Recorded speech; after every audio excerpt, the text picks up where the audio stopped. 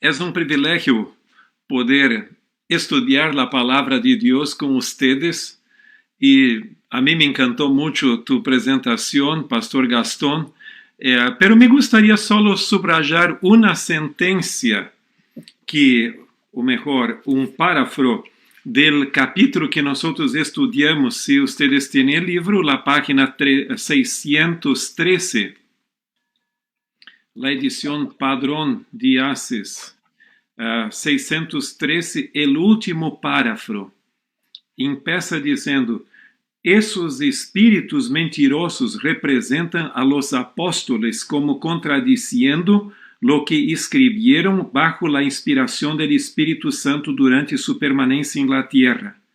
Niegan el origen divino de la Biblia y anulan así el fundamento de la esperanza cristiana y apagan la luz que reveló el camino hacia el cielo. Mira, el texto en inglés es más explícito. Aquí en castellano dice: los espíritus mentirosos representan a los apóstoles. En inglés el término es personifican, o sea, la personificación. Entonces estos espíritus vienen como la forma, como si fuera, vamos, por ejemplo, yo soy el profeta Juan. Yo escrevi bien, o el apóstolo Juan, yo escrevi aquilo para aquele entonces, foi muito bueno que escrevi, pero los tiempos cambiaram, estamos a 2000 años después, ahora la cosa es distinta, entonces cambian las cosas y dudan de la palabra de Dios. Y el texto aquí es increíble. Muchas veces nosotros hablamos simplemente de la manifestación de Satanás como si fuera Jesucristo, la personificación de la segunda venida. Pero aquí tú tienes hasta la personificación, que es el término el original de los mismos apóstoles de Jesús. Los engaños van a ser terribles. Muchas gracias, Pastor. Y cómo poder discernir toda la luz que nos está dando el espíritu de profecía para que no seamos engañados, ¿no? Muchas gracias. Exacto. Bueno, el tema que nosotros vamos a compartir con ustedes un poco en nuestra reflexión es sobre el santuario.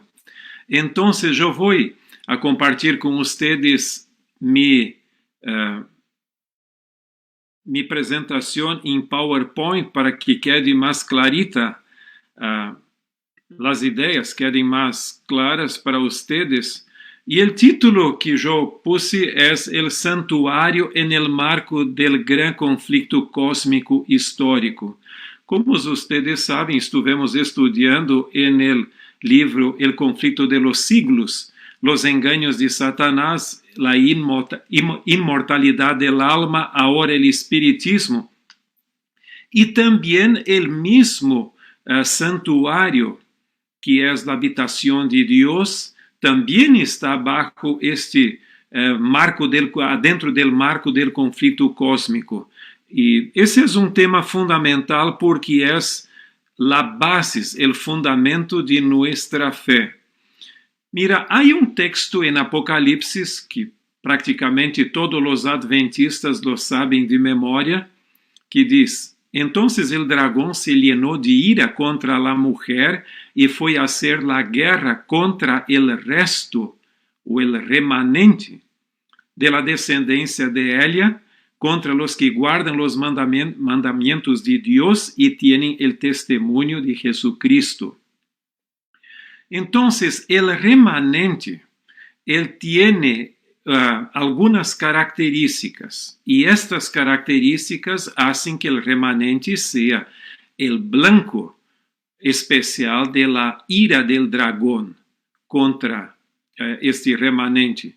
Y aquí tú tienes los mandamientos de Dios. Y me gustaría empezar con la pregunta: ¿cuál es la diferencia entre nuestra comprensión del gran conflicto o del conflicto cósmico en contraste con de otras religiones que hay en el mundo?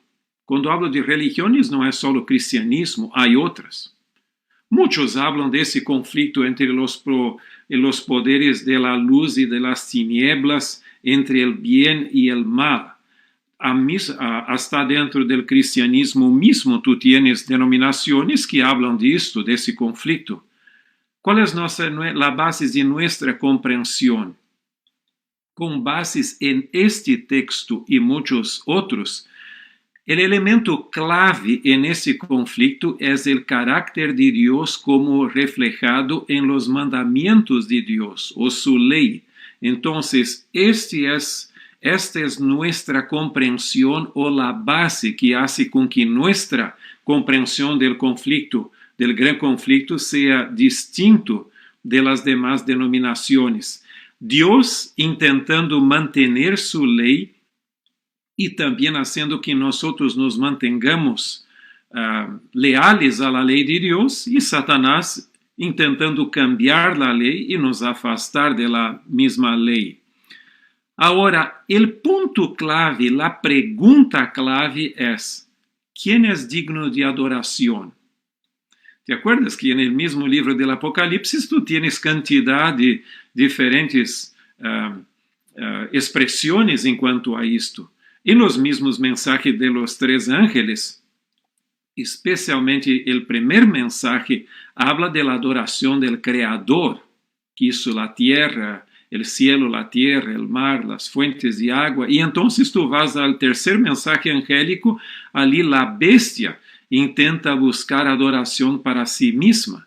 Entonces es un conflicto de adoración.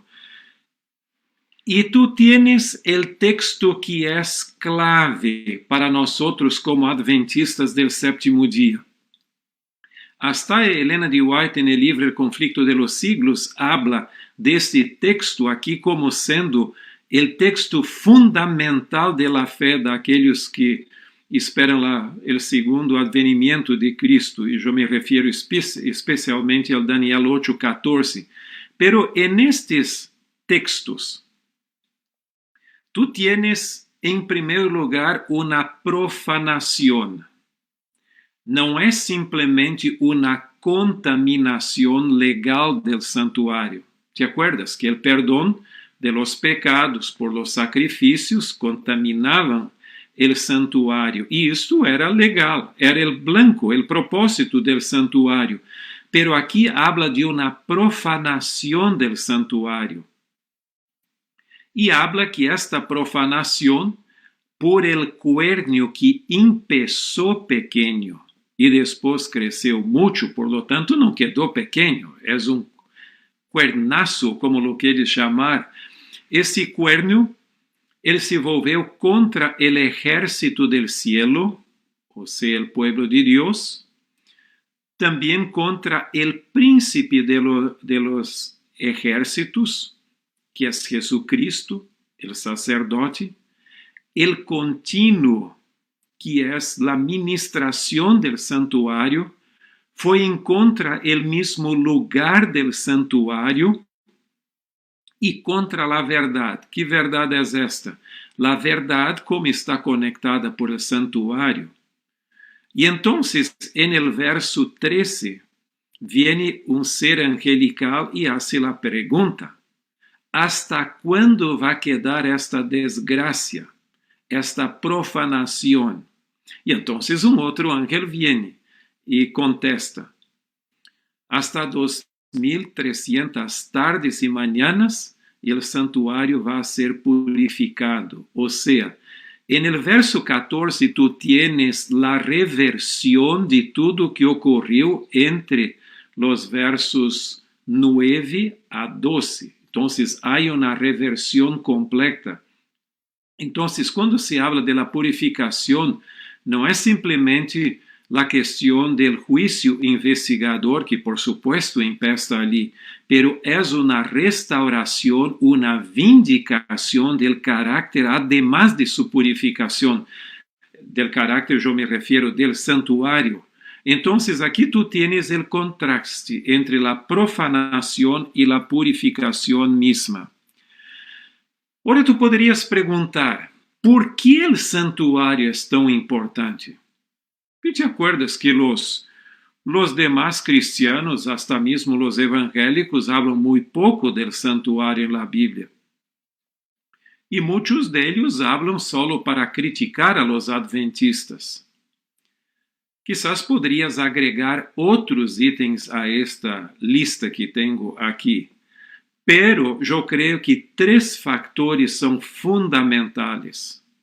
En primer lugar, el santuario es la morada de Dios. Si vas a leer Éxodo 25:8, diz: hágame un santuario para que yo pueda morar con ustedes. Entonces, el santuario es el lugar de la habitación de Dios en el cielo y también fue en la tierra mientras el santuario del Antiguo Testamento existía. Ahora, ¿puede existir un lugar más importante do que la morada de Dios? Yo no creo que hay otro lugar más importante, por lo tanto el santuario mismo como morada de Dios es muy importante. Otra cosa, el santuario es el guardián de la ley de Dios. Tú tienes el Antiguo Testamento en el libro de Éxodo, como las tablas de piedra con los mandamientos fueron puestos adentro del arca del pacto. Pero en el Apocalipsis capítulo 11, 19, habla también que la arca del testimonio o del pacto está allí. Y nuestros pioneros decían, ¿cómo van a hablar de una arca del pacto o del testimonio allí de Dios si el pacto, que eran las tablas de los 10 mandamientos, no estén adentro, que fuera simplemente una caja vacía? Entonces, por supuesto, por inferencia, las tablas están allí. Y además, el santuario es el centro del plan de salvación. A lo largo de la Biblia, la salvación siempre vino del santuario. Empezando con el periodo de los patriarcas, tú tienes los altares, onde el papá de la familia, o cuando el papá no estaba, el hijo mayor, eran los que el sacerdote de la familia. Después, los altares fueron reemplazados por el tabernáculo del desierto, con Moisés, y en el periodo de Salomón, con el templo de Jerusalén. Y finalmente, en el Nuevo Testamento, tú tienes el santuario, templo del cielo, hasta el libro de Hebreos. En el Nuevo Testamento es todo un llamado al santuario de Dios en el cielo. Por lo tanto, el santuario es un tema fundamental de nuestra fe. Perdón.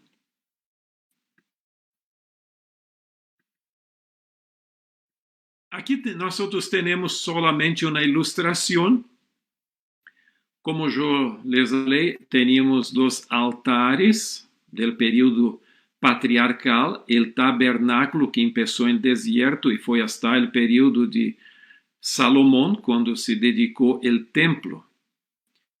Pero es increíble que en el Antiguo Testamento no solo había la línea de los verdaderos adoradores de Dios, siguiendo esta línea como tienes aquí, ahora tú también tenías la falsificación. O que a mí me impresiona mucho, y tú sabes que estudiando los escritos de Martín Lutero es que me llamó la atención en gran parte para esta realidad. Que hay siempre una falsificación. Mira, ¿cómo empezó la historia de los altares? Con 2 hermanos. Abel con el sacrificio perfecto, como Dios había ordenado, y tú tienes después Caín con la falsificación, intentando perfeccionar con un sacrificio vegetariano, que no, naquele entonces no era el propósito. Después, mientras Moisés estaba sobre el monte Sinaí, recibiendo las tablas de los 10 mandamientos y las instrucciones para la construcción del tabernáculo, abajo en el pie del monte estaba su hermano, ya con la falsificación lista. Y aquí tenemos dos hermanos, Abel y Caín, dos hermanos, Moisés y Aarón, dos hermanos, pero en relación con el templo, no son solo dos hermanos, es el mismo tipo. Si tú vas a leer, por ejemplo, Primera Reyes, capítulo 8, tú tienes la hermosa oración de Salomón de dedicación del templo. Tú vas un poquito más adelante, hasta el capítulo 11, tú vas a tener toda la falsificación cuando este tipo tenía cantidad de mujeres paganas y construyó no solo el templo para Dios, pero templos para esas mujeres paganas, que cambiaron el corazón de Salomón. Por supuesto que después él se arrependió, pero es increíble cómo la falsificación.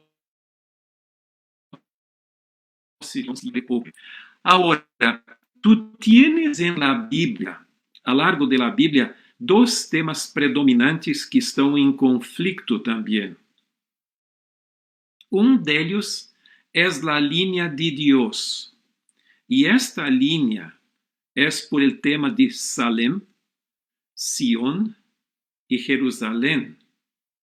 Ahora, al mismo tiempo, tú tienes la falsificación con el tema de Babel, la torre de Babel, y después de Babilonia, que va hasta el Apocalipsis. ¿Te acuerdas que en el Apocalipsis hay himnos de triunfo, de victoria sobre Babilonia, y entonces finalmente el pueblo de Dios está en la nueva Jerusalén, en el monte Sion también. Entonces eso es interesante para que tengas una idea del marco de como este tema del santuário vai ao largo da Bíblia e quão fundamental ele é. Agora, uma outra ideia que me gostaria plantear com vocês é a ideia de sair de Babilônia, o chamado para sair de Babilônia e ir a Jerusalém. En la Bíblia tu tienes esta dimensão geográfica muy clara, que es una buena ilustración para entendermos nuestra misión.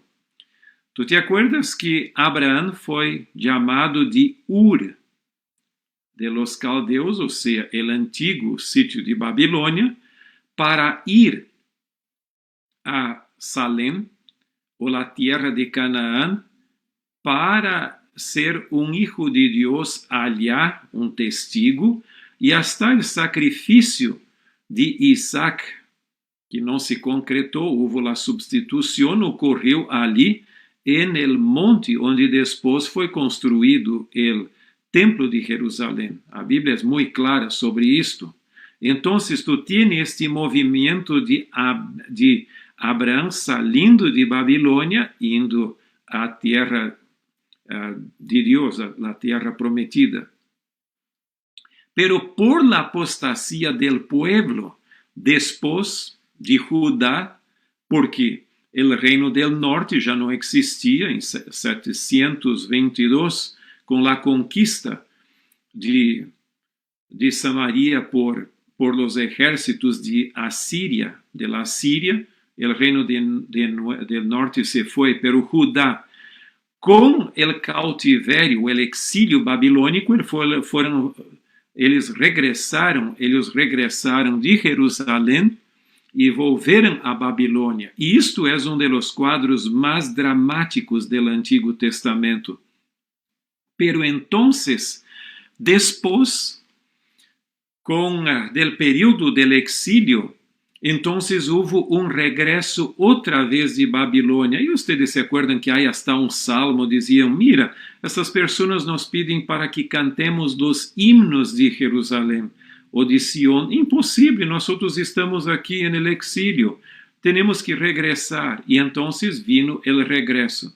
E é muito interessante como os 2300 anos empiezam com este regresso, ou a salida de Babilônia para volver a Jerusalém para a reconstrução da cidade, dos muros e do templo. E o mensaje do segundo ángel, ao término das 2300 tardes e manhãs, é também um chamado para sair de Babilônia y restaurar la verdad del santuario de Dios. Para mí es un tema muy hermoso. E aqui tu tienes tudo em um dibujo solo, a história del santuário com a falsificação, e tu tienes el papado depois ejercendo esta falsificação.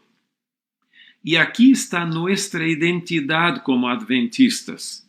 Tu vas ver que al final de los 2300 anos empieza um movimento adventista que é o movimento de restauração de la verdade em sua plenitude, como é integrada por el santuário. Por isso é muito importante. Solo uma aclaração, no início tu tienes uma V en el lado izquierdo e uma F, V por la verdade e F significa la falsificação. Agora, nesse período, para empezar a restauração do santuário, tivemos señales cósmicas. Tu tienes o terremoto de Lisboa, a questão do sol e da luna e das estrelas. E então, com o aprisionamento do Papa Pio VI, começou o tempo do fim. Por quê? Muitas pessoas quedaram, pero como que passa? O Papa é o representante de Deus em la tierra. E agora Deus não lo protege. Vienen os soldados de França, lo llevan ao cautiverio e ali ele se queda e não regressa. Antes quedou hasta sua muerte allá. Muitos dijeron, mira, isso tem que ter um significado bíblico. E então começou o grande despertamento de estudo de las profecias bíblicas.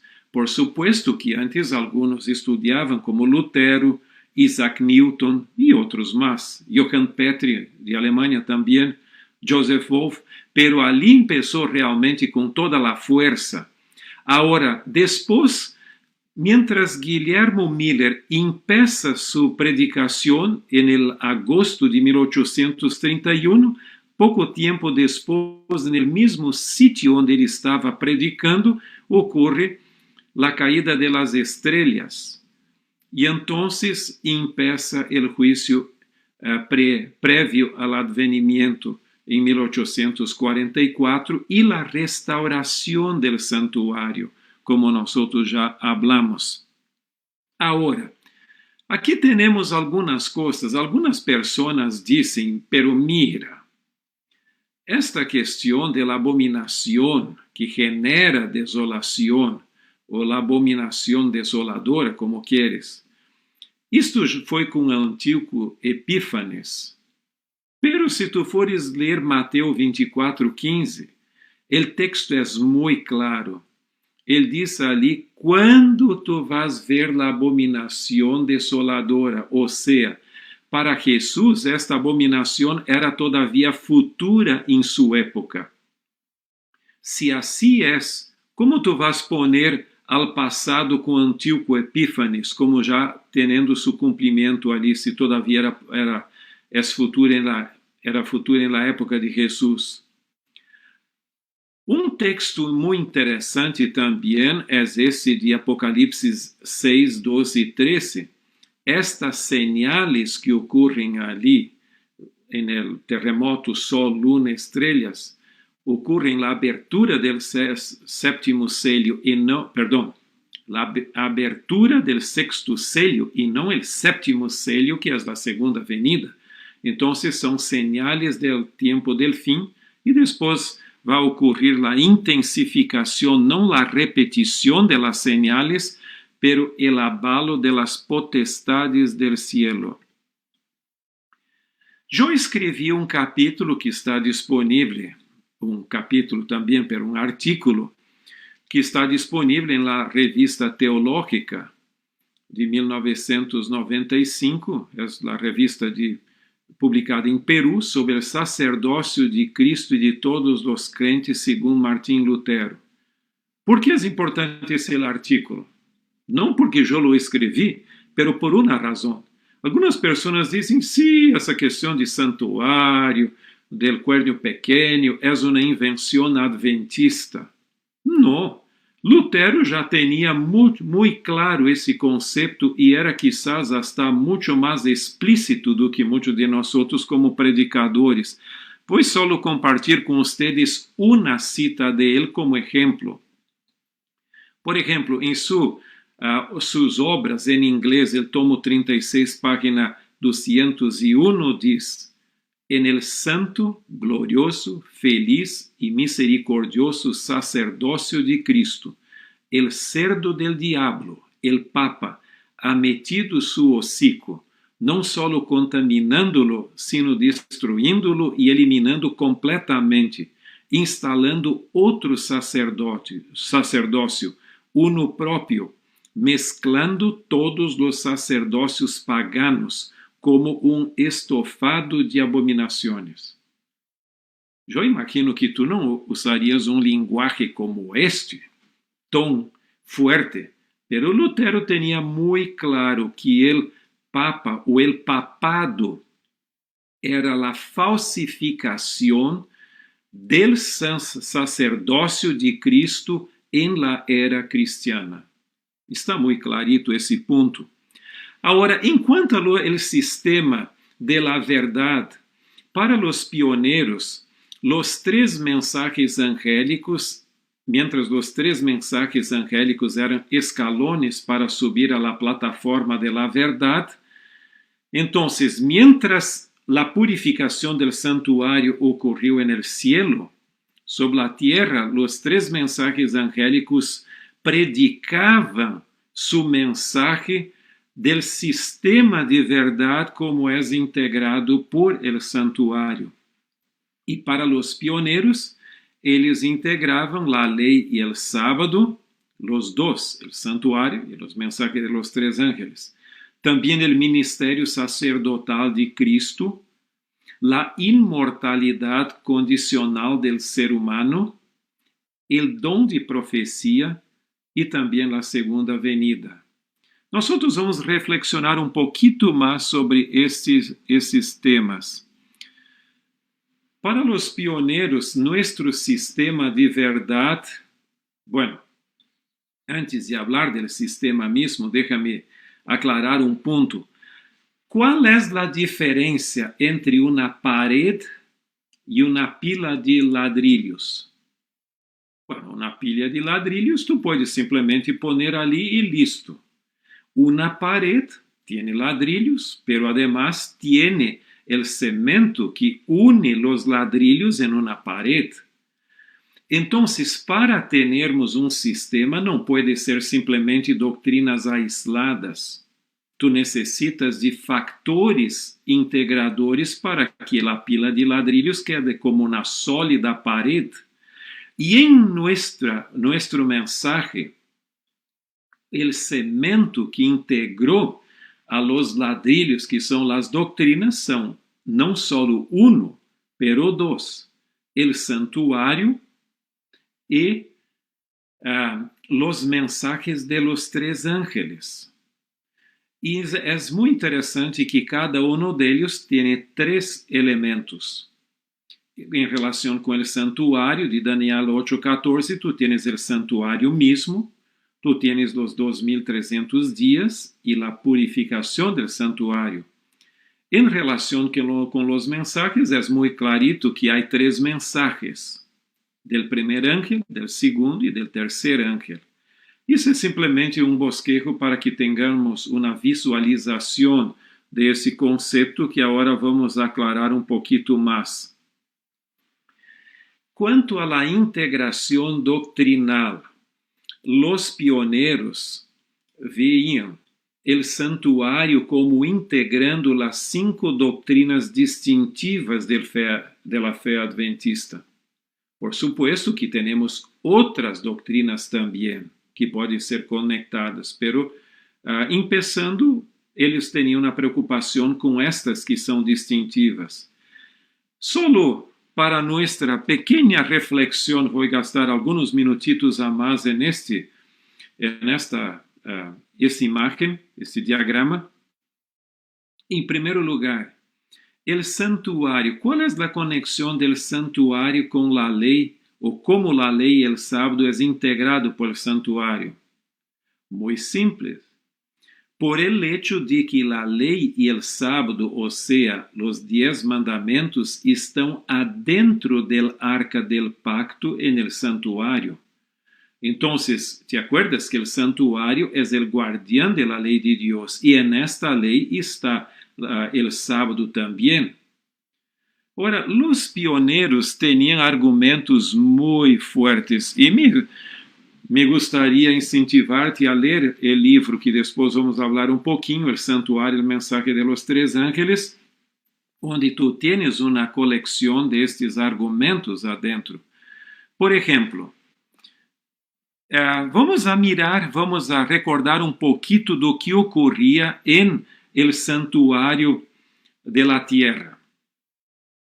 Mira, en el santuário allá, en el día de la expiación, el sumo sacerdote venía con la sangre especial del sacrificio, y entonces la sangre de ese sacrificio él lo aspergía, hacía la aspersión sobre el propiciatorio de la arca del pacto.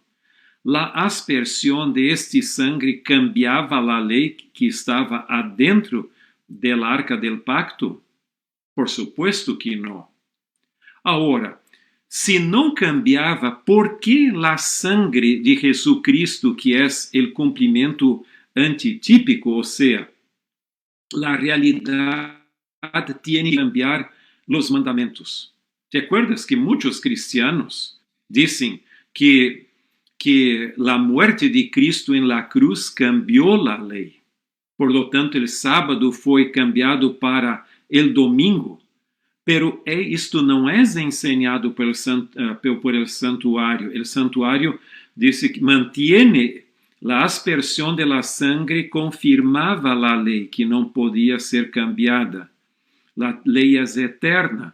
Então, não há como argumentar que a morte de Cristo cambiou a lei. E alguns hasta diziam o seguinte: para cambiar a lei, la persona tenía que ir al cielo, ingresar en el templo celestial, abrir la caja del pacto y entonces cambiar allí, pero Dios jamás lo permitiría. Entonces, ¿te acuerdas que el santuario aquí confirma la perpetuidad de la ley?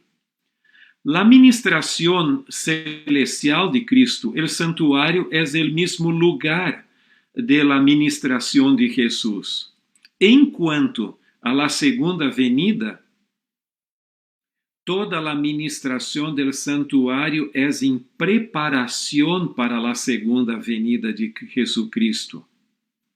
E quanto a la inmortalidade del alma, mira, el juicio investigador, que é parte del cerimonial del santuário, ou el juicio prévio ao advenimiento, solo hace sentido si la persona cuando muere queda en la sepultura. Como nosotros estudiamos en el libro El conflicto de los siglos, en la Biblia, por supuesto. Ahora, si la persona cuando muere ya va directo al cielo o al infierno, no hay necesidad de juicio. Ahora, el mismo Espíritu Santo tiene la misión de nos convencer del juicio que está relacionado com o santuário. E clave é o conceito de la inmortalidade condicional del ser humano, ou seja, a única condição de ter vida eterna, como diz o apóstolo Juan, na primeira de Juan, capítulo 5, verso 12, é estar em Cristo. E o dom profético de Helena G. White foi uma forma de Deus dar assistência em los postreros dias, ou el tiempo del fin, para el processo de estudio de la Bíblia e restauração de la verdade bíblica del santuário. Então, Helena G. White vino não para trazer uma nova doutrina, pero para confirmar este estudio.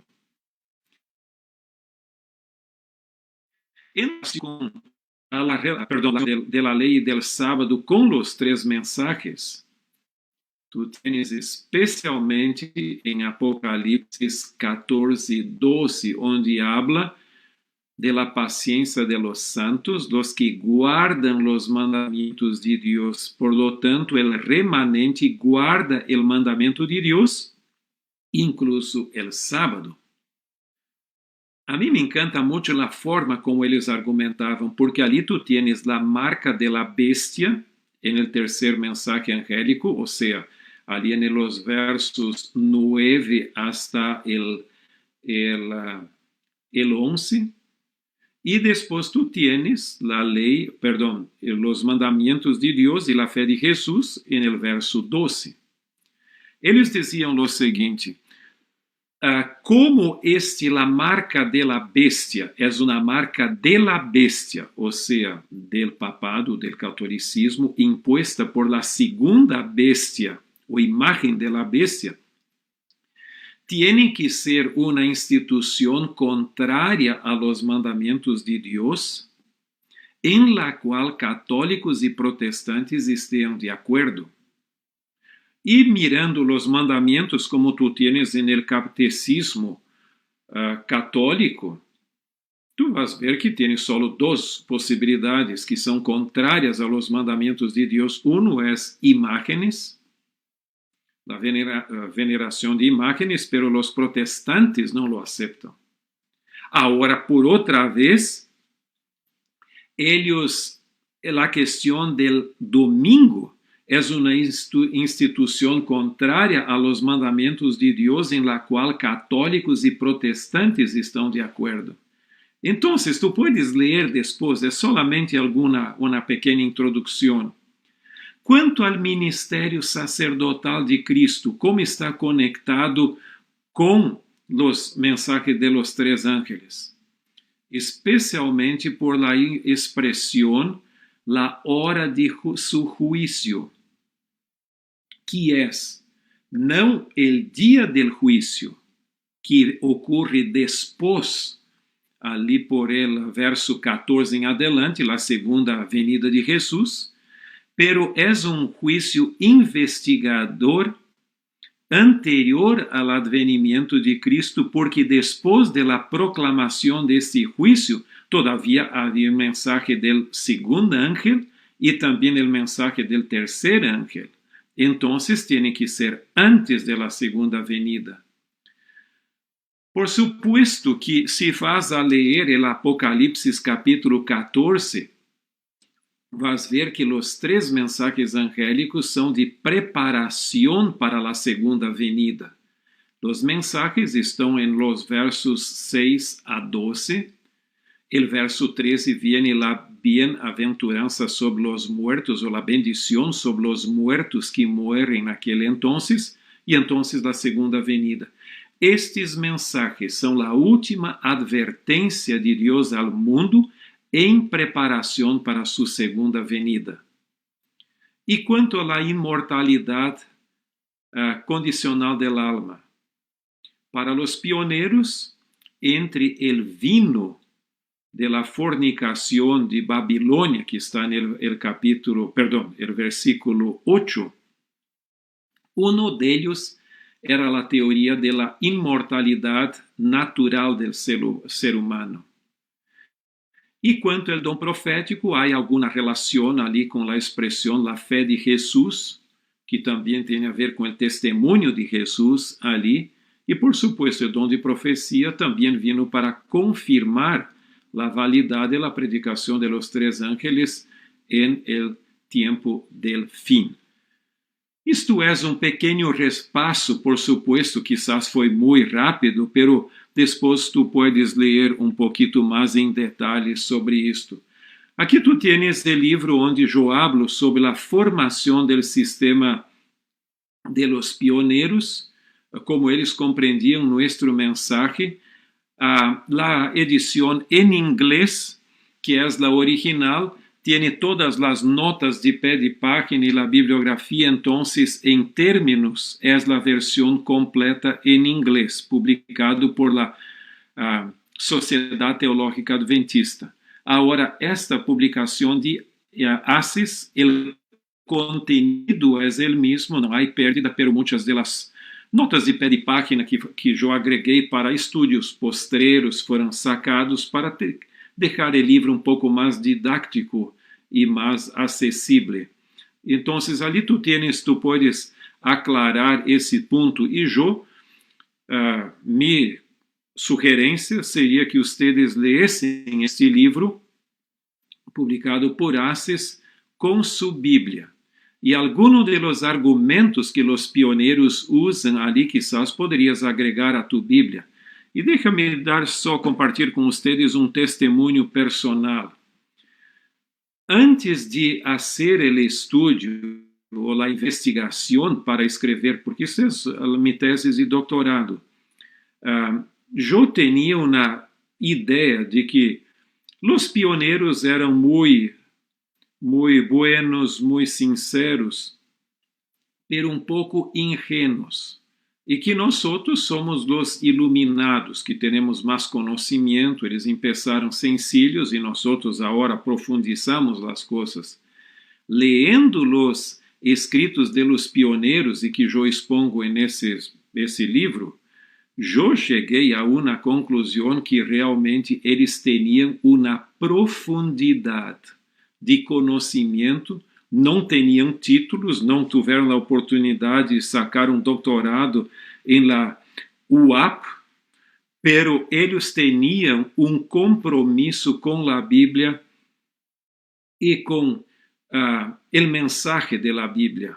E eu creio que o Espírito Santo os guiou de uma forma surpreendente. Há argumentos que eles usam que hoje, com a investigação que temos, simplesmente se confirmam o que eles puseram de uma forma tão sencilla, pero profunda. E como vocês podem quizás perceber, eu sou um apaixonado por el mensaje adventista e por el sistema de mensajes que nós outros heredamos. Em relação com a função, por supuesto, poderias agregar outras coisas, mas por uma delas, o santuário tem uma integração teológica, porque muitos elementos de doutrina estão relacionados ali, además também de poner em la perspectiva histórica de la salvación. Vas tener los altares patriarcales, el tabernáculo, el templo, el gran centro del plan de salvación hoy, que es la cruz de Cristo, y también su sacerdocio en el santuario celestial. Y se puede también poner el lado eclesiológico y misiológico, agregar arriba si quieres, pero los mensajes angélicos tienen un énfasis histórico por una razón. Foi predicado no tempo del fim, e também há uma sequência. Um ángel cumpriu sua missão, vino o segundo ángel, cumpriu sua missão, e então o terceiro. En el início de nosso mensaje, teníamos uma ideia de que um ángel reemplazou o outro, pero depois se chegou à conclusão que os três ángeles predicam os mensajes ao mesmo tempo. Eu creio que tu escutaste que nós temos que predicar o mensaje do terceiro ángel. Por supuesto, só que isto é uma tradição que todavia temos. Nós temos que predicar los mensajes de los tres ángeles, todos e são simultâneos para nós outros.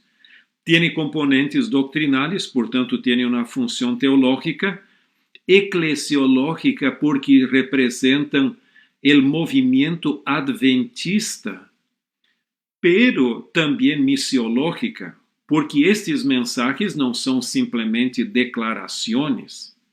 Esses mensajes são proclamações com alta voz. Por lo tanto, é um poderoso movimento que cree em los mensajes e los predica ao mundo. E esta é nossa missão.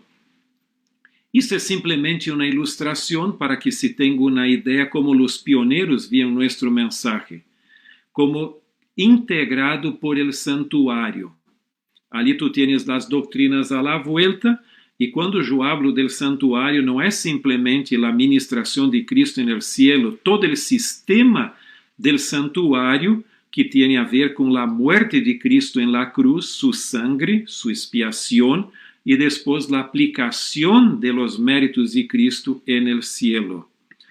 Agora, o que ocorreu com nós outros? Isto não é uma crítica, pero o que ocorreu? Os pioneiros tinham muito claro esta ideia de sistema integrado pelo santuário. Nós outros quedamos com o santuário, por supuesto, pero se tu fores a las 28 crenças fundamentais, vai ver que o santuário é basicamente o juízo investigador em la doutrina de los últimos acontecimentos de la tierra. Então, a ideia de sistema se nos escapou e temos muito ênfase em doutrinas aisladas. Minha invitação para vocês que me estão escutando seria que tendríamos que volver a los orígenes, como os pioneiros lo compreendiam. E aqui tu tienes um texto clave. Mira como Helena de White planteava nosso mensaje. Mensajes Selectos, tomo 2, página 99. Ela lo define muito claramente. La verdade para este tempo é ampla e abarcante e compreende muitas doutrinas, pero estas doutrinas não constituem reglones separados e de pouco significado, sino que estão unidas por hilos de ouro que conformam uma totalidade, ou seja, um sistema que tiene a Cristo como su centro viviente. Las verdades que apresentamos de la Bíblia são tão firmes e inconmovíveis como o trono de Deus. Então, se alguém diz o seguinte, não, aquilo foi bueno para o passado e tudo, não. Aqui Helena de White é clarito que nosso mensagem é tão firme e incomovível como o trono de Deus. Eu creio que ustedes e eu não têm ganas de cambiar o trono de Deus e tampouco poderíamos cambiar estes elementos fundamentais de nossa fé, reemplazando por outro ênfase. Esta é, eu considero, uma de minhas citas, quizás a cita preferida. Diz assim: Cristo, su caráter e su obra es el centro y la circunferencia de toda a verdade. Ele es la cadena a la cual estão unidas las joyas de la doctrina. En él se encuentra todo el sistema de verdade. Mira, a mim me davam ganas de ler esta cita muito despacito, porque aqui tu tienes em poucas palavras uma concentração de conceitos que puedes estudar por la eternidade e não la vas a agotar. Não é simplesmente a persona de Cristo, é Cristo, su caráter e su obra. Então, tudo o que Jesucristo é e que lo hace é o centro e a circunferência de nossa verdade. Mira, se é o centro e também a circunferência, tudo está conectado com ele. E então habla também, nele se encontra todo o sistema de la verdade. Que coisa formidável! Nós teríamos que estudar um pouco mais esse hermoso tema, que é o fundamento de la fé adventista. Alguns dizem, mira, o que é o centro de nosso mensaje? Vamos volver um pouquinho aqui. Seria o centro de nosso mensaje, é Cristo ou é o santuário? Alguns dizem, é Cristo. Então, eu te vou dizer, é o santuário. Outros dizem que é o santuário. Então, vou te dizer que é Cristo. Porque, em realidade, é o todo. O centro de nosso mensagem não é Cristo afuera de seu santuário, tampouco o santuário vazio sem Cristo. Pero é Cristo em su santuário que é o centro de nosso mensaje. E nós, perdão, por la sinceridad, pero yo creo que nosotros tenemos como adventistas del séptimo día un mensaje mucho más cristocéntrico do que todos los demás evangélicos y cristianos juntos.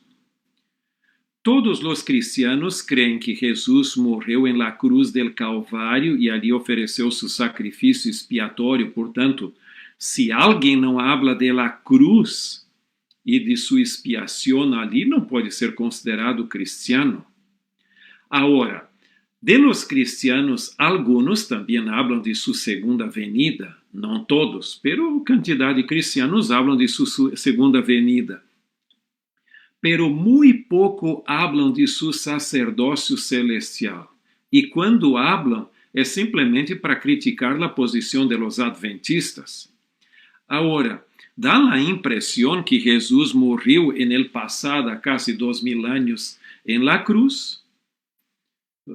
Ahora está en una larga vacación en el cielo, esperando para que el Padre diga, mira, hijo, ahora es el momento de volver a la tierra y buscar tu iglesia.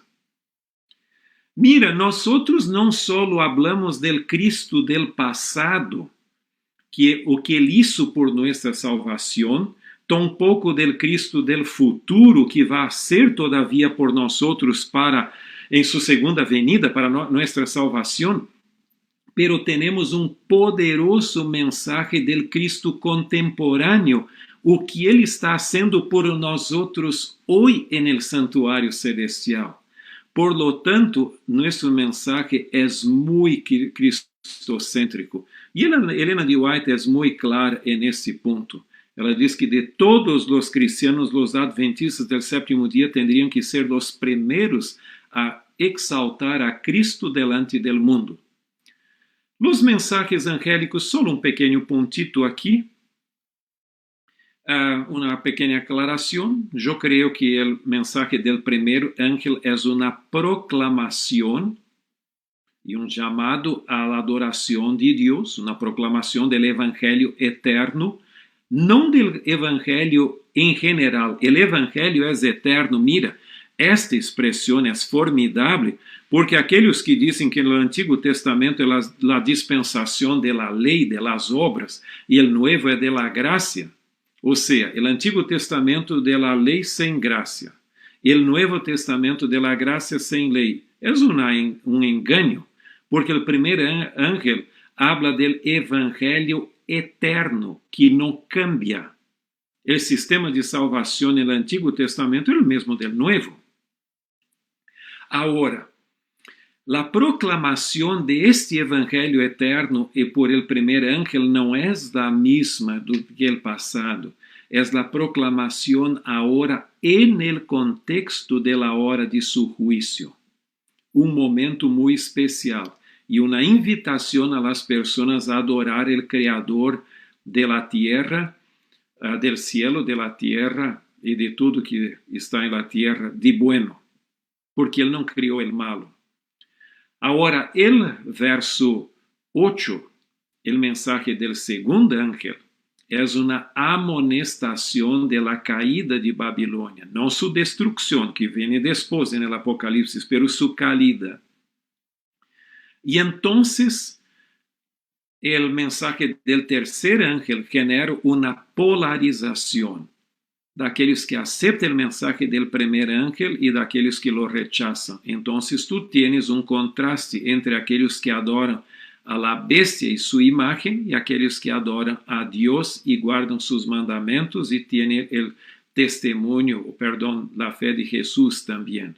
Entonces, es simplemente por una comprensión de este punto muy importante. Ahora, nosotros tenemos algunas cuestiones, nosotros no predicamos mucho, yo no voy por cuestión de tiempo ingresar en esses otros puntos, pero nosotros tenemos que predicar el mensaje completo. Y como predicadores, ustedes tendrían que volver a predicar los grandes puntos de nuestro mensaje. No voy a entrar en detalles, pero en el pasado nosotros éramos poderosos en la predicación de la doctrina y del estilo de vida. Después vino la predicación expositiva y hoy mucho de cuento de historias. Por supuesto, puedes tener el todo, que es bueno, pero no te olvides de la centralidad de Cristo y su palabra. Nosotros también, la teología adventista es muy fuerte. Y el modelo que nosotros tendríamos que tener, allí tú tienes la teología, que tiene un lenguaje propio. Los predicadores, sean ancianos o miembros de la iglesia o pastores, tendrían que decodificar la teología, que tiene un lenguaje un poco más técnico, y usar la lenguaje sencilla del pueblo de la calle para que comprenda el mensaje e impactar la práctica. Pero hoy da la impresión que la teología habla para sí misma, la predicación es más existencialista, como si fuéramos psicólogos del púlpito, y no decodificamos el mensaje. Mira, tendríamos que vacunar la iglesia y fortalecer sobre los grandes temas de nuestra fe, senão se nos va nuestra identidad profética. Algunas citas antes de llegarmos al final de nuestra exposición. Y aquí tú tienes una de Testimonios para la Iglesia, tomo 9, página 152. Si nos humilláramos delante de Dios, si fuéramos bondadosos, corteses, compasivos y piadosos, habría 100 conversiones a la verdad, donde ahora hay una sola. Entonces, por supuesto que la amabilidad, la recepción en las iglesias es fundamental para atraer la persona al Evangelio. Una iglesia muy fría no va a atraer nadie. Pero la base no podría ser simplemente las relaciones sociales. Entonces podrías ir para la sociología. Helena de White agrega un otro punto ahora. En Obreros Evangélicos, página 164, los adventistas del séptimo día deberían destacarse entre todos los que profesan ser cristianos, en cuanto al levantar a Cristo delante del mundo. Helena de White diz que nosotros tenemos que ser los primeros a levantar a Cristo delante del mundo. Y entonces en la matutina Cada Día con Dios, página 15, diz: tenemos las más solemnes y estupendas verdades que jamás se ha confiado a los mortales. Oh, ¿por qué no se levanta la iglesia de Cristo y se vieste de su hermosa túnica? ¿Por qué no resplandece? Mira, tenemos que ser bondadosos, corteses, tenemos que elevar a Cristo, pero en el mundo en el cual las personas quieren aceptar a Jesús, están dispuestas a aceptarlo como la persona de Jesús, pero no sus enseñanzas. Estão dispostos a receber um reavivamento, pero não tener reforma. Nosotros predicamos não só a persona de Jesus, pero também suas enseñanzas. E esta é nossa identidade adventista e nossa contribuição ao mundo. E me gostaria simplesmente ilustrar uma coisa. Eu já usei algumas vezes, quizás ustedes mesmos já lo escucharam eu falar. Vamos suponer que eu tenha 2 autos e me gostaria de vender-os para ustedes. Vamos a suponer que o de arriba ali é del pastor Kairos e de abaixo é el mío. E o preço é mais ou menos o mesmo. E quando eu te intento convencer a comprar mi auto e não o del pastor Kairos, tu me perguntas, pero el outro é mais hermoso, por que tu queres que eu compre tu auto? Bueno, compre mi auto porque mi auto tiene ruedas. Compre mi auto, por favor, porque tiene puertas. Compre mi auto porque tiene hasta ventana. Por favor, compre mi auto porque tiene hasta un motor. Mira, ¿tú crees que esta tontería va a convencer a alguien? No. yo tengo que mencionar que mi auto tiene algo más que el otro no tiene. Entonces, muchas veces nosotros hoy, bajo la influencia del existencialismo, intentamos ganhar a los evangélicos e cristianos predicando o que eles mesmos já têm. Por supuesto, se tu não predicas a Cristo, não és um cristiano. O que hace la diferença é lo que demás tiene. Entonces, el pastor Kairos poderia dizer, mira, mi auto tiene isto, aquilo, tiene sensor, tiene isso, aquilo, que por supuesto que mi auto sencillo abajo não lo tiene. E isto que hace la diferença. Entonces, el elemento distintivo de la fe adventista não é uma debilidade. Por supuesto, se tu blanco é simplesmente um bautismo, então olvide-se do ponto distintivo. Pero se queres que a pessoa quede em la igreja, tienes que enseñar a totalidade do mensaje adventista. E então, viene a promessa de Mateus 24:14. E será predicado este evangelho del reino em todo el mundo, para testemunho a todas as nações, e entonces vendrá el fin. Que hermoso mensaje. Nosotros tenemos que predicar este evangelho eterno, el evangelio del reino, en el contexto de la hora de su juicio a todo el mundo, a todos los rincones de la Unión Norte Argentina, de Corrientes, de todos los rincones de Argentina misma y de onde sea que tú estás me escuchando. Nuestro mensaje es global. Y entonces, hoy con el uso de la internet, que facilita mucho las cosas, el mensaje, nuestra misión va a llegar al fin y entonces vamos a tener el privilegio de ver Jesús volviendo en poder y gloria en las nubes del cielo. Es un privilegio para mí y también para ustedes participar de esta final predicación del Evangelio en el contexto de la hora de su juicio y en preparación para la segunda venida de Cristo. Que seamos leales a nuestra misión.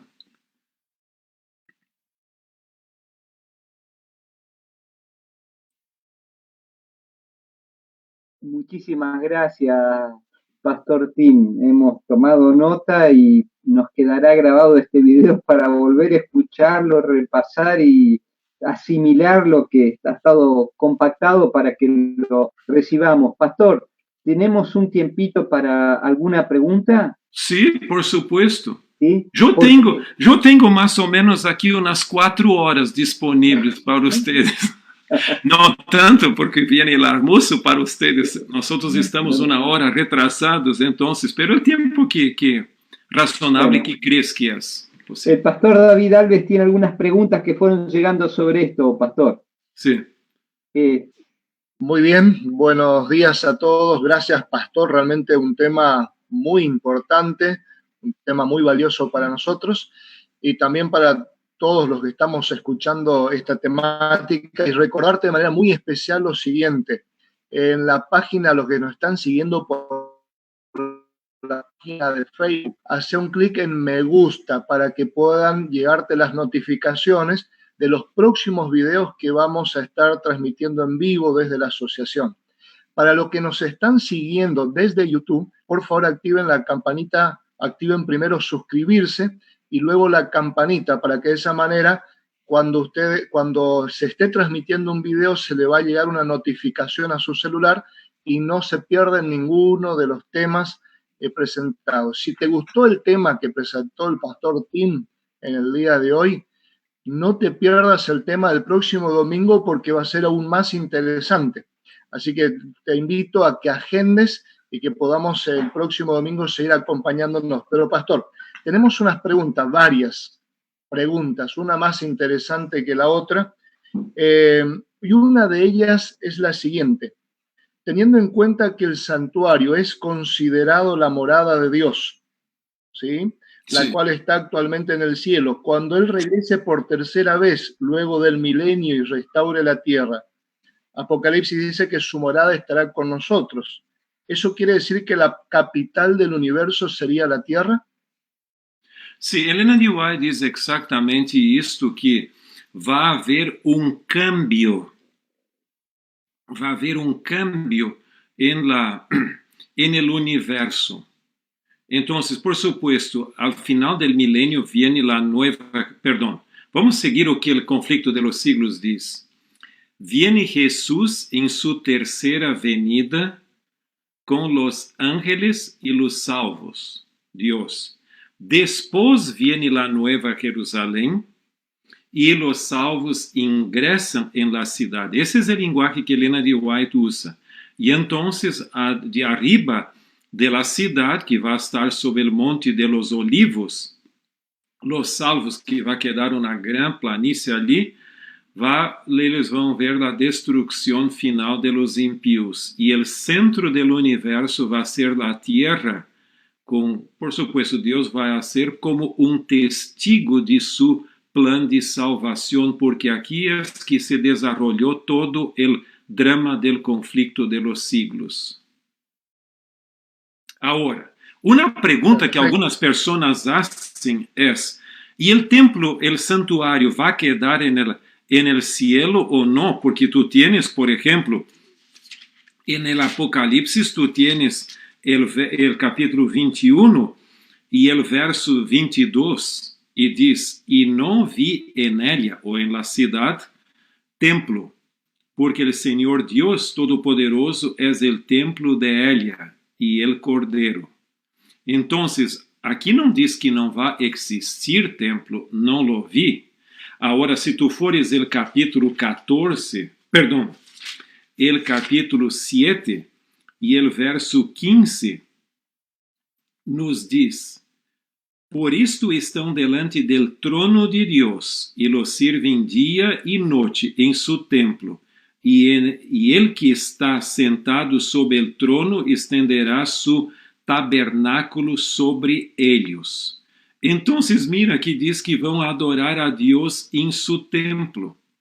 Como explicar isto? Simplesmente, eu estou agregando esse pontito, aunque não é de la pergunta, só para aclaração, porque en realidad el templo de Dios como lugar de adoración de Dios siempre existió de eternidad a eternidad. Durante el plan de salvación, el pecado, además de su función litúrgica de salvación, también agregó la función soteriológica, o sea, de salvación, no de adoración simplemente. Pero después que el pecado no existe más, la función de salvação soteriológica não vai existir, pero vai quedar como lugar de adoração de Deus. E isto vai ocorrer aqui nesta terra renovada. Perfecto, pastor. Otra pregunta también importante. Usted mencionaba que como iglesia necesitamos volver y profundizar, así como lo fue, como lo hicieron los pioneros. Ahora la pregunta sería, el mensaje de la segunda venida fue un mensaje impactante en la época antes de 1844. ¿Podría el mensaje del santuario ser un mensaje impactante antes de la segunda venida? ¿Y de qué manera podríamos presentarlo? Mira, eu creio que isto é uma realidade, não só poderia, tendría que ser um mensagem impactante, porque esta é nossa identidade. Então, como lá o mensagem do segundo advenimiento de Cristo foi muito impactante, esse mensagem também poderia ser. Eu lhes diria uma coisa. Ustedes poderiam, por supuesto, no livro El Conflicto de los Siglos, Helena de White habla algo. Eu creio que o ponto inicial de introdução seria ustedes lerem os argumentos que os pioneiros usaram. Isso não é uma propaganda de meu livro, porque não hace. O que hace a diferença é o argumento de los pioneiros, porque eu mais ou menos é uma reflexão sobre eles. Isto poderia ser o ponto de partida. Eu tenho, al final do livro, eu tenho uma secção, depois de los pioneiros, o que algumas pessoas agregaram. e ustedes poderiam agregar mais todavia. Te digo uma coisa, eu, quando dou estudos bíblicos, uma série, agora viajando, trabalhando aqui na Associação General, é quase que impossível, porque eu viajo muito, agora em la quarentena não, pero então não tenho condições de dar continuidade em uma série de estudos, pero eu sempre estudava as doutrinas com bases em el santuário e genero uma identidade muito forte. E eu creio que, simplesmente como uma ilustração, quando eu estava escrevendo minha tese, alguns de vocês ouviram falar de Ganun Diop. Ganun Diop, ele é o departamental de Liberdade Religiosa e Relações Públicas da Associação General. E ele era meu vizinho. E ele sempre dizia: Alberto, me gostaria muito ler tu trabalho. E eu digo: não tenho um borrador todavia listo. Quando estava quase cerca da defesa, eu passei a ele, e então ele leu com muito entusiasmo. E eu perguntei: pero por que tu tienes todo esse entusiasmo?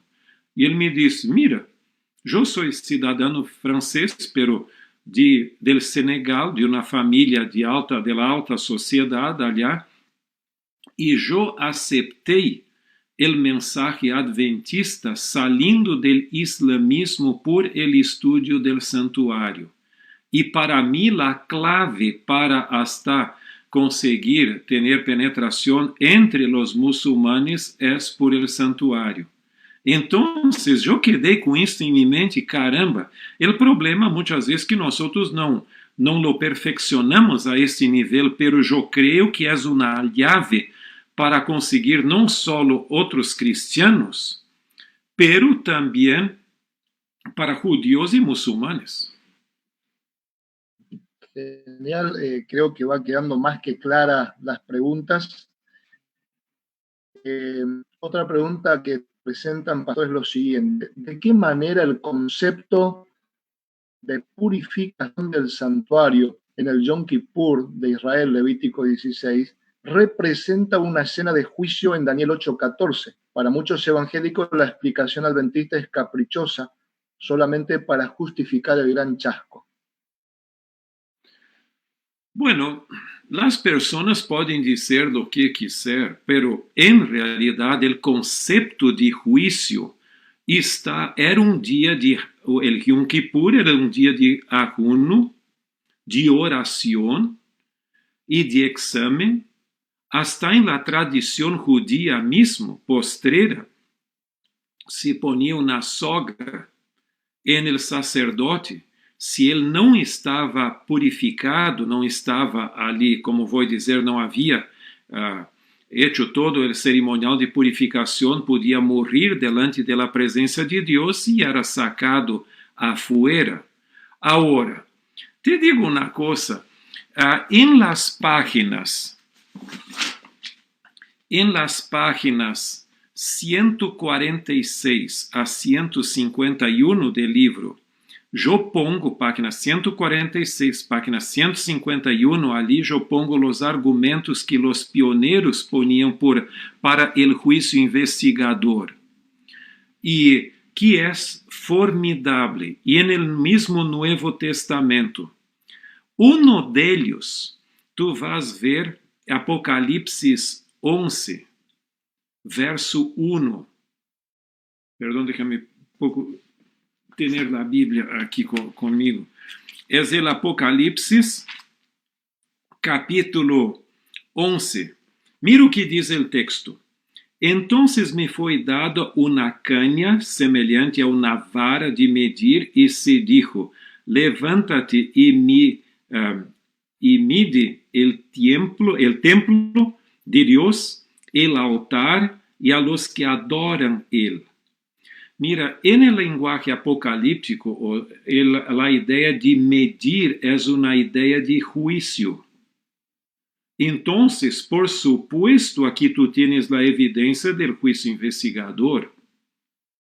E, además disto, tu tienes também o verso 19, onde tu tienes del mesmo capítulo, onde diz ali que el templo en el cielo foi aberto y el arca de su pacto se veía en el templo. Esto es una escena de juicio, no hay cómo. Ahora, si alguien lendo estas páginas pode ser uma buena forma, também tu tienes el livro publicado por Aces, de Alberto Dreyer, sobre el juicio investigador en la Biblia. Ali tu tienes cantidad de argumentos a más todavía, además de ese de los pioneros. Pero una escena del Nuevo Testamento que es muy interesante es esta escena onde tu vas ver del gran banquete ali de la fiesta, onde viene el rey y hace una investigación de los invitados. Y uno no está listo y sale. Esta possibilidade de cambiar o status, de estar adentro e sair, não é depois da segunda venida, não há reversão depois. Se isso tem que ocorrer antes. Por que eu digo que a imortalidade condicional do ser humano é fundamental para a doutrina do santuário? Por uma razão. Se alguém tem que ser juzgado antes da ressurreição, porque a ressurreição já é a recompensa. Ou tu vas ressuscitar na primeira venida ou na segunda. Então, tu puedes agregar muitos outros argumentos, pero por questão de tempo, eu só plantei esse pouquinho aqui. Muy bien, Pastor, no sé si tenemos tiempo para algunas preguntas más. Sí, el tiempo que quieres. Bueno, dos más, si no son muy largas, y hasta allí llegamos. Muy bien. En cierta medida usted respondió, pero hago la pregunta por si quiere profundizar algo más. Hago tres en una. Dice, quisiera saber si Jesús estuvo físicamente dentro del lugar santo desde que ascendió a los cielos y pasó físicamente al lugar santísimo en 1844. Y dice, hoy en día se ve una interpretación metafórica, simbólica, funcional y literal del santuario celestial. ¿Es posible consolidar todos? ¿Por qué hablar de un santuario celestial literal con dos apartamentos? ¿Hay un velo en el cielo que divide el lugar santo del santísimo? Eso sería tres en una, digamos. Essa pergunta necessita de muito tempo, pero em poucas palavras me gostaria de dizer-te uma coisa. Há historiador da educação que diz uma coisa: nós pensamos como lo hacemos porque os gregos pensaram como lo hicieron. Entonces, en nuestra comprensión católica, de origen católica, que es filosófica griega, el espiritual, el físico, el tangible es aquí. El espiritual es algo inmaterial, no puede ser material, porque no cabe en nuestra mente, en nuestra concepción. Pero el concepto bíblico es distinto, semítico. Hay un jardín en el Edén con árboles, con personas, hay una ciudad con calles de oro, com puertas e tudo. Agora, eu creio que muito disto é uma acomodação divina. Eu poderia dizer o mesmo, como o Hijo de Deus, Jesucristo, morreu em um palo, la cruz. Isto é impossível. Não pode ocorrer. Pero la cruz, hasta mesmo o apóstolo Pablo, em 1 de Coríntios, diz ali que é uma loucura e um escândalo para judíos e gentiles, para gregos e judíos. Então, a ideia de um santuário celestial para muitas pessoas não é possível. Agora, adentro da igreja, nós creemos, se não crees em um santuário celestial, bueno, então estás em dificuldade com a teologia adventista. Porque Helena de White diz hasta que quem não crê no santuário celestial não poderia nem ser um professor em nossas escolas. Agora, adentro da comunidade dos teólogos adventistas, tu tienes aqueles que creem que há dois compartimentos ou seja, el Santo e el Santíssimo, e aqueles que creem que é simplesmente uma fases que cambiou en el cielo. E tu tienes Heppenstall, por exemplo, que falava de faces, hasta nossas crenças fundamentais falam de faces para agradar a gregos e trojanos assim. Pero vas ver uma coisa, grandes teólogos como Gerhard Hazel, Davidson e outros mais, incluso Helena de White, hablam hasta el final de seu ministério em compartimentos do santuário celestial. Agora, o argumento que normalmente se põe em contra desta ideia, e é muito popular, é: mira, como pode? El Padre quedou en el lugar santo, el lugar santíssimo, desde a ascensão de Jesus en el año 31 hasta 1844, e então Jesus quedou en el lugar santo. Isso é uma abominação. Pero Helena de White não lo pone assim. Se tu fores ao livro Primeiros Escritos, por la página, eu não sei em espanhol, pero em inglês é por la página 54, 55, mais ou menos, pero el tópico é los 2300 dias. Helena de White diz que em 1844 el Padre saiu do lugar santo e foi ao Santíssimo. Foi uma visão que Helena de White teve. Depois saiu Jesus com seu trono e também foi ao lugar santíssimo. Então, os dois foram para começar o juízo investigador. Então, agora eu quedei assim um pouco preocupado. Está bem que Helena de White em sua visão lo viu, pero que bases bíblicas lo tienes? E então tu vas ali a Daniel capítulo 7, los versos 9 a 14, e tu tienes uma descrição de que o trono del anciano de dias, ou seja, del Padre mismo, tiene ruedas de fuego. Ruedas em profecia é símbolo de mobilidade. Se o trono de Deus é estático, não cambia de lugar, não precisaria de ruedas. Então, assim como Ezequiel habla de la mobilidade do trono de Deus, em los primeiros capítulos de seu livro, en el mismo Daniel também. Então, eu personalmente creio que os dois estavam em lugar santíssimo, santo, e 1844 foram em lugar santíssimo. E neste ponto há el elemento clave.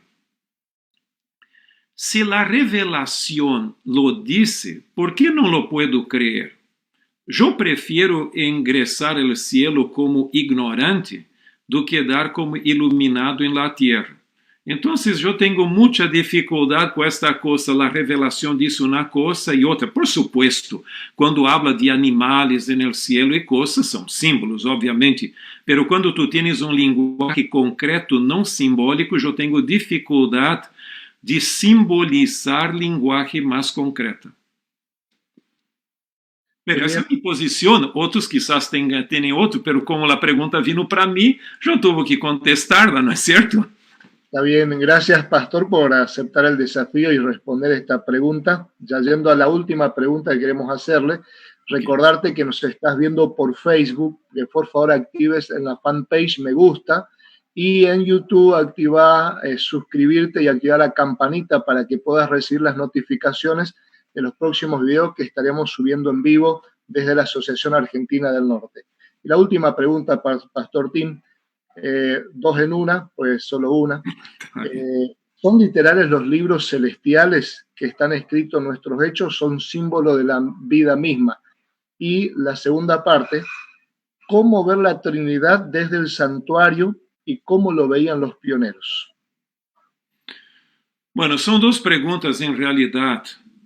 Hay libros en el cielo, sí, pero ¿cómo son? Juan, el apóstolo, los viu ali, quantidade de profetas hablam de los livros celestiales. Se são em papel, pergamino, ou seja lá o que seja, eu não sei. e não creio que também seria materiais assim dessa natureza. Nós hoje temos, naquele entonces, quando os profetas falaram, não havia a computadora hoje. Agora, eu creio que estes livros é um símbolo, os livros é um símbolo de los registros celestiais que são confiáveis, completamente confiáveis. E eu não tenho dificuldade com a acomodação divina, porque muito, hasta mesmo o santuário, eu creio que é real, pero é uma acomodação divina para nós, para nossa compreensão do plano de salvação. Há um santuário? Há. Por que Deus lo necessita? Não por uma forma didática de ensinar o plano de salvação para nós. Agora, eu creio que os livros existem e são os registros celestiais, e Helena de White, no capítulo do juízo investigador, do livro El conflito de los siglos, habla que são muito fieles. E tu tienes a segunda parte da pergunta, perdão, que se me escapou, Pastor David. Sí, la segunda parte de la pregunta era de qué manera, cómo ver la Trinidad desde el santuario y cómo lo veían los pioneros. Bueno, los pioneros, ellos creían en Dios el Padre, el Hijo y el Espíritu Santo. En todas nuestras creencias fundamentales se habla de los tres, empezando con la creencia fundamental de 1872. E hablavam do Espírito Santo. O problema é que não lhes gostava o conceito de Trinidade. Se fores a ler, bueno, déjame plantear primeiro uma outra coisa. Guillermo Miller creía em la Trinidade. Se fores a ler el credo de Guillermo Miller, ou Confissão de Fé, como queres chamarlo, de 1822, ele já habla explicitamente sobre a Trinidade e usa a ideia que o ser humano tem um corpo, alma e espírito como uma ilustração do que é a Trinidade. Agora, adentro de nossos pioneiros, se fores a ler a autobiografia de José Bates, que de passo, na autobiografia, ele habla também de sua viagem a Buenos Aires, em Argentina. Pero ali adentro dessa autobiografia, ele diz que seu papá, que era membro de uma igreja trinitariana, ele contestou ao papá e disse que não havia sentido na Trinidade porque ele creía que para ser pessoas não poderiam ser uma unidade. E ele hasta diz, papá, mira o seguinte, vamos a suponer que tu e eu somos uma sola pessoa. Impossível. Eu sou uma pessoa e tu eres outra pessoa. Como vamos a dizer que nós outros somos uma sola? Então, percebes que ele tinha dificuldade de crer que três pessoas fazem um solo Deus. Então, havia algumas dificuldades. Dos problemas de los pioneiros, que eles também creiam que para Jesus morrer em la cruz del Calvário não poderia ser plenamente Deus porque não morreria. Tinha que ter origem com o Padre, em momento da eternidade. E o Espírito tinha que ser o Espírito del Padre. Então, para os pioneiros, aunque hablavam del Padre, del Hijo, del Espírito Santo, eles tinham dificuldade com a personalidade do Espírito Santo. Agora, é interessante que, começando no ano 1854, Helena de White, e podes ler no livro Primeiros Escritos, já começou falando que a Igreja Apostólica bautizava no nome do Padre, do Hijo e do Espírito Santo. Então, se hablavam de los tres, agora foi, por supuesto, como vocês sabem, a publicação do livro El Desejado de Todas las Gentes, en el año 1898, o elemento fuerte de transição, onde Helena de White arregla a coisa. Não é a primeira, mas foi que teve mais influência. E ali Helena de White habla que em Jesus há vida original, não prestada, não derivada. E também habla de la terceira persona de la divindad o de la deidad. Entonces, algunos dicen, pero en inglés el término persona tiene otro sentido do que en castellano. No, señor, es el mismo sentido. Entonces, ese es el punto. Ahora, en cuanto al santuario, por supuesto, tú tienes la manifestación de Dios allí.